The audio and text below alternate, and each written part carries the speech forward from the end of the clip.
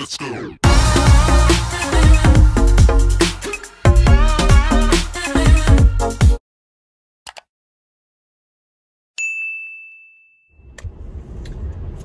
Okay, so hey y'all, welcome back to my channel.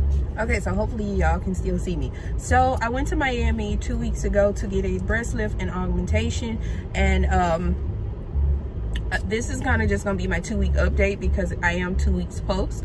I do still have on the bra they gave us or whatnot, so you can still definitely see. My boobs are dropping because when I got off the table, they were all the way up here. So I've been massaging and everything to get them to naturally drop, because I'm not gonna lie, I don't like that busty model look. I don't like that at all.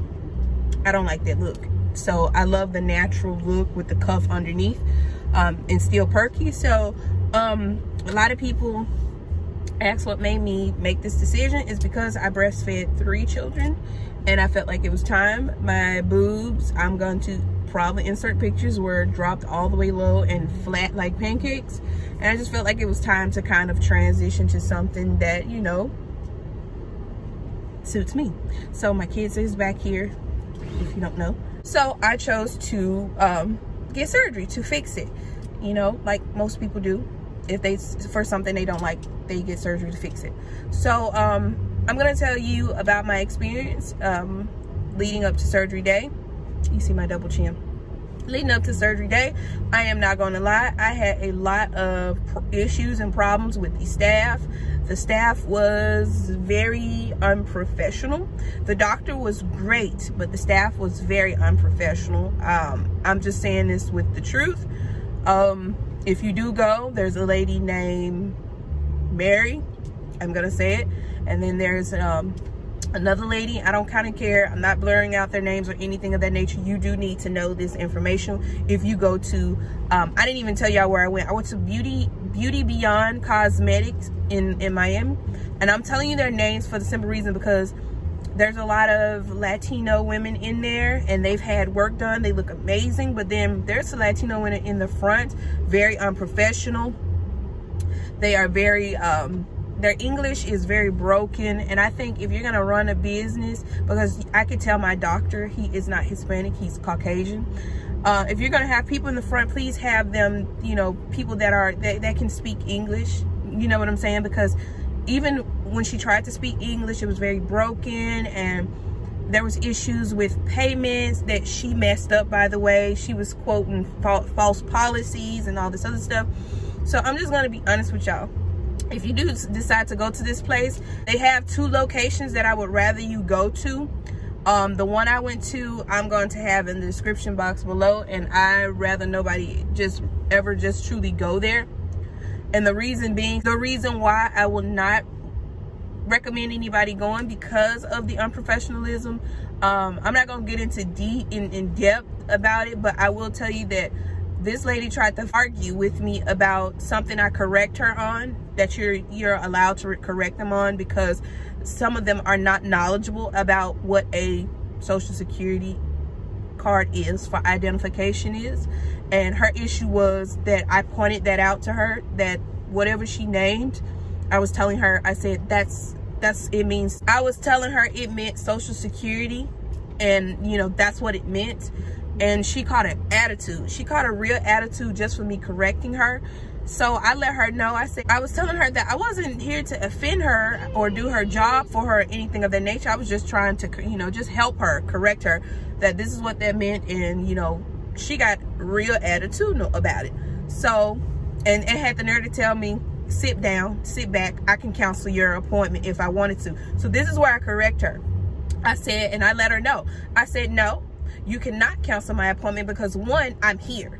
I said 2, my doctor would have to cancel my appointment if he saw something that was wrong with me to cancel.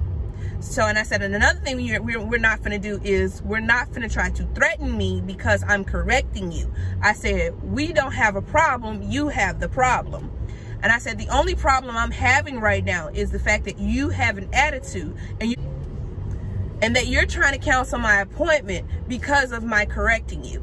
So I let her know, I said, if that needs to be, I will talk to somebody above you. So she was trying to tell me, you just need to calm down. I said, I'm calm. It seems the one that isn't calm is you. I said, and I would love to talk to somebody since this is where we're headed. I'm going to go out here and I'm going to get to my manager and all this other stuff. And I said, well, you do that and I'll be waiting. So I told my husband what happened. And of course, my husband's like, what?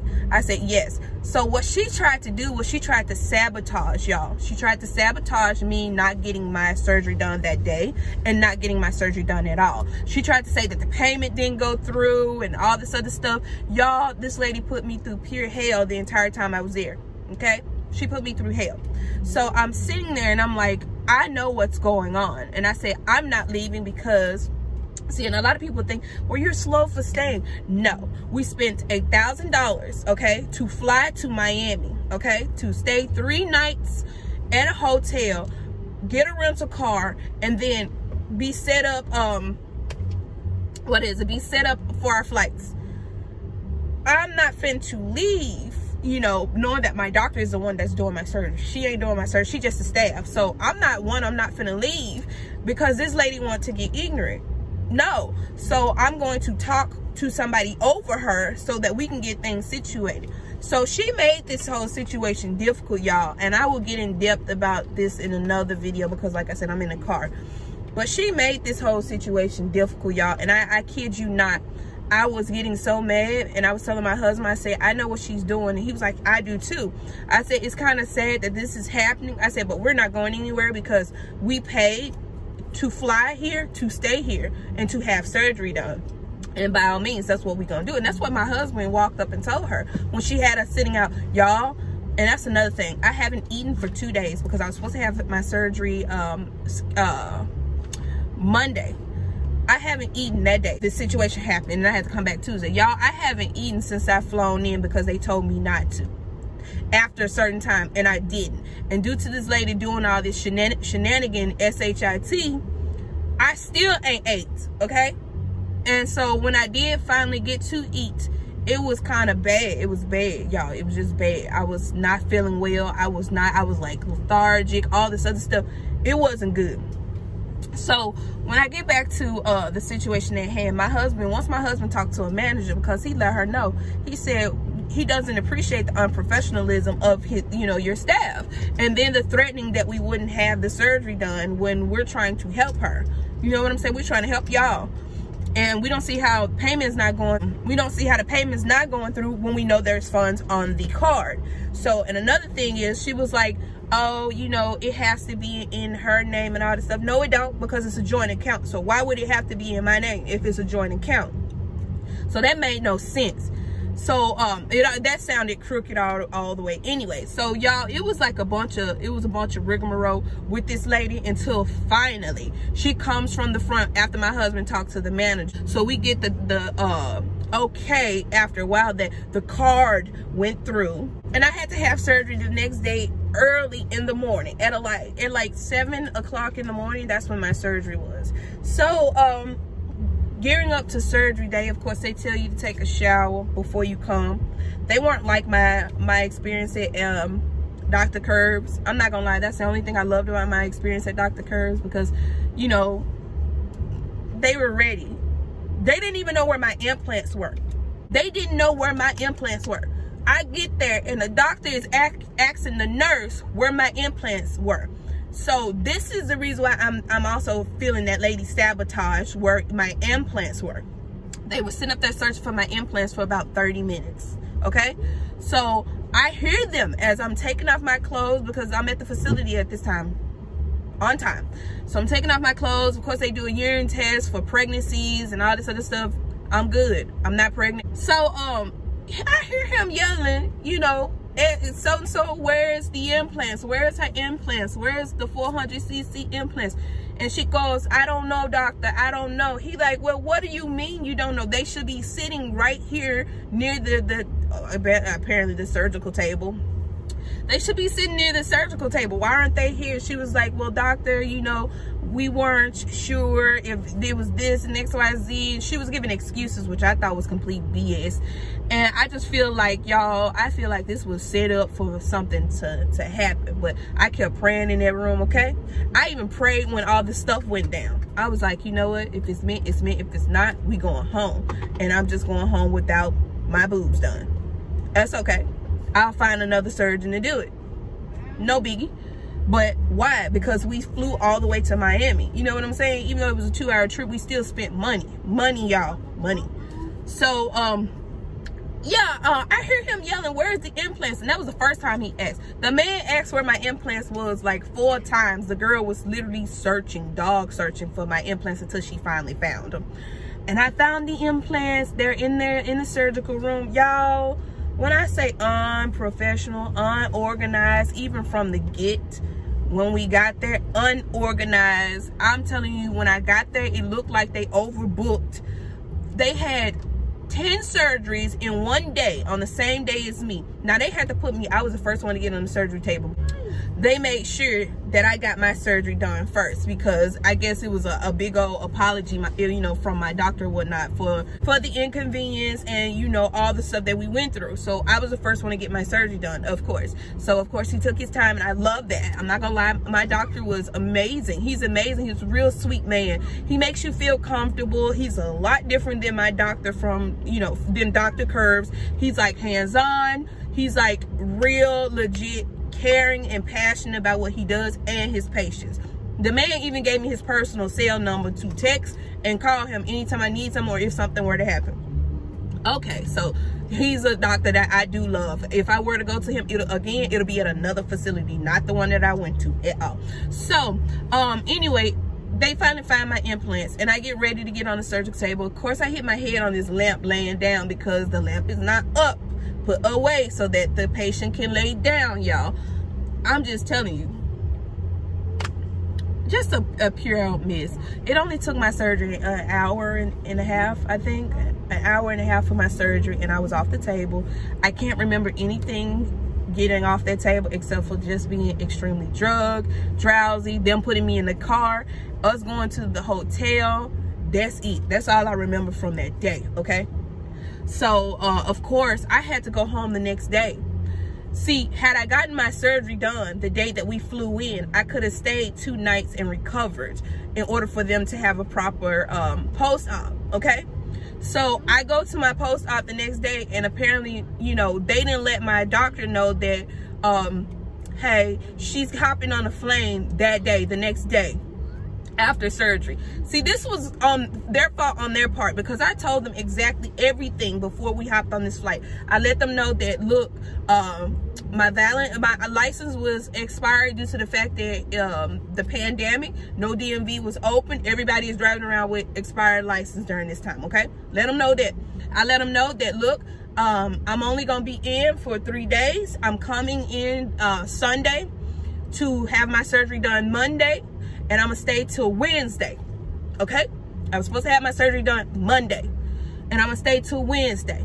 And they was like, sure, that's fine, that's fine. Child, no. I told my doctor in my post-op when he seen my boobs, and he was like, oh my God, they're gonna look so nice.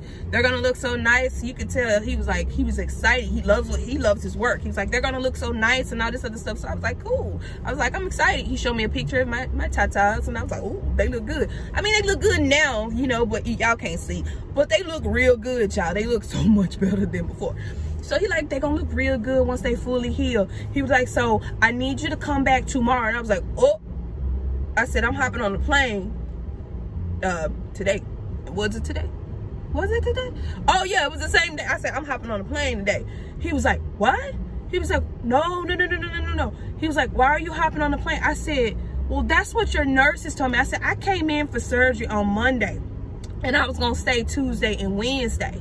That way, you know, I could have came and saw you on Wednesday, which was the day that I was there, but I would have been able to, you know, had time to heat. Instead of hopping on the table Tuesday and having to leave Wednesday and not being able to have a post-op to, you know, having a proper time to a day to properly heal. So I told him everything that went on. He was like, y'all, he got bonkers mad. Not at me, but at his staff. He was like, cause he turned to the left of the lady. He was like, why are y'all telling my patients that they could have surgery and hop on the plane and go home? Because I swear, y'all, I met 5 people that came to Miami and was told the same thing. They got surgery the same day as me, and they was leaving the same day as me. So he was like, I need y'all to, he was yelling, I need y'all to stop telling my patients this. No, he said she needs to be here at least 2 or 3 more days. And he was like, you know, I don't appreciate this. She was like, well, doctor, she was trying to, y'all, she was trying to silence him. She was trying to talk, you know, crazy to him or whatnot. He was like, no, because he's a surgeon. Okay. He was like, no. He said, I'm telling you what you need to tell my patients so that they don't, so that, you know, we don't have serious risk. So I had my, y'all didn't know I had drains. So he tells me she has drains in. And we're sending her on the flight. He said, is there any way you can stay any longer? I said, doc, I said, if I would, I could. I said, but I have somebody that I'm paying by the hour to watch my dogs and my kids. And I have to go home today. I said, had I known all this, and they had not told me, I said, see, I came in Sunday and I was going to get my surgery Monday, and I told him I was going to stay till Wednesday. I said that would have been more than enough time, 2 days of rest and recovery, Tuesday and Wednesday, and post-op to see him. I said, but being that we had all this fiasco going on, I said, I'm so sorry. I said, I have to get back home to my babies. I have to relieve that, you know, our nanny, you know, all this is, I have to relieve her. I have to get home to my babies, and I miss my babies. He was like, I understand totally. He said, I'm sorry. I told him, I said, I am truly sorry. I said, I'm so sorry. Had I known, I would not have done this way. He said, no. He said, it is not your fault. And he reassured me countless of times that it was not my fault, y'all. So I truly love this doctor. And he was like, he turned over to the left. And he was like, y'all cannot do this, because y'all, he legit had 4 patients hopping on the plane. One girl had a 360. And y'all, when I tell you she was walking and moving, and he had got information back to her that he don't like her breathing, she was having a hard time breathing. She was hopping on a plane the next day because they told her she could. And he was like, no. So y'all know that, you know, the last thing anybody need is death on their hands. Luckily, I just had a breast lifting augmentation. So of course on that flight, I'm holding my boobs, but it's nothing compared to the women that are getting on there after having a tummy tuck, 360 and all this other stuff. And you got your staff telling us that we can get on the plane the next day. See, but that wasn't the case for me. The case for me was grab my flight Sunday, come in Sunday night, have my surgery Monday like they scheduled me, recover Tuesday and Wednesday, have my post-op Wednesday, and go home that night, okay? That was the deal and the plan. I thought there was more than enough time, but no. So he was real upset. So he gave me his personal cell number. He said, here. He said, if you need anything, call me. If anything happens, call me, text me. You got questions. Y'all, I've never had no surgeon to do that. And from the bottom of my heart, that did something to me. And I'm not gonna lie, I love that about this surgery. He will forever have my business, okay? Even though I told you I'm not doing no more surgery. I'm not. I love my body. I'm not doing no more surgery. But if I were to recommend anybody, it would be to him. It would. I'm already seeing the results that I love. Y'all, my boobs after 2 weeks is not hurting. I've been doing massages. My tits look really good, okay? He did the thing. But when I say that staff of his, he needs to fire and rehire. And I'm talking about fire and rehire women that speak fluent English, that are not rude, easily tempered, don't like being corrected, okay, and ain't fake. Rehire your staff. Rehire your staff. This man is one amazing surgeon, and you can tell all the work I've seen him do, he ain't slacking, okay? And all the women do not look the same. He know what he doing, okay? He know what he doing. But to that staff, I'm warning y'all now. I wouldn't even deal with them. I would see what the other place location is like, and I would go there, and then I would just inquire about having Dr. Stefan come over there, because I'm pretty sure that's how they do it. He goes back and forth. So I would go to the other location. I'm gonna tell y'all the location I went, but I would not recommend nobody go there at all. So anyway, as I tell him, you know, what's going on, he gave me his phone number. So I did hop on my flight that night. I felt horrible and bad, but I was popping pain pills. Yes, I had to pop the pain pills, because baby, when you get a lift, it's something serious. It's something serious. It is. I don't know if y'all can see. I'm hunched over and everything. I need to stop hunching. That's probably the reason why my boobs be sagging so much.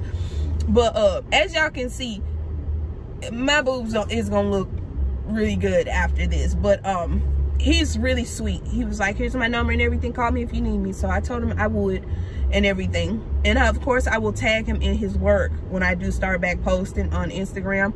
I'm just not in the mood as I speak right now. Not in the mood. I'm still groggy. I'm still sore underneath my arms, on the side of my boobs. I'm still sore.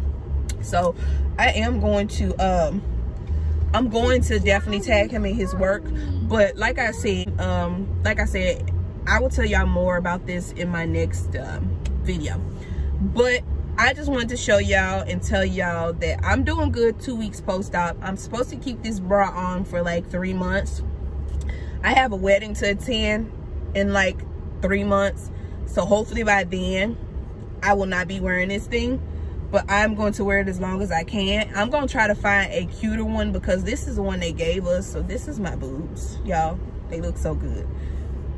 I'm going to see if I can find another one that's better than this one, because I don't like it. It's granny-fied. I need something that has the V-neck, because the dress that I'm wearing is not going to require no bra. So I'm going to have to make sure that I'm not going to be able to wear a bra. But I went braless today for about an hour, y'all, and I can feel the weight of my boobs. If you didn't know, I have 400 cc's, and he did reconstruct my nipple. My nipple and areola is not huge as it used to be. My areola used to be about that big. As you can see, it's that small, and my nipples are now smaller. I do have sensation. I heard a lot of people say that you won't have sensation after surgery. No, I have sensation. I can't feel it, but I can tell that when you touch the nipples, and if they rise, you have sensation. You're getting sensation back, because I've been doing my massages. There's no nerve damage or anything like that, so I can tell. And I won't be able to put cream on to fade the scars until week 3. I won't be able to put the sticky stuff on until like week 5. So until then, we shall see what they look like. Probably, I'm gonna say next month. Next month around the 15th, we're gonna see what it looks like. Okay? So yeah, y'all, just come to the end of this video. You've got to see my double chin during this entire video, because I'm in a car. So there's my kid in the back. It's been fun. It's been real. I shall catch y'all in my next video. Also, don't forget to follow me on IG at Tamika_Moscato, where you get to see me upload and slay for the day every day. And I love y'all.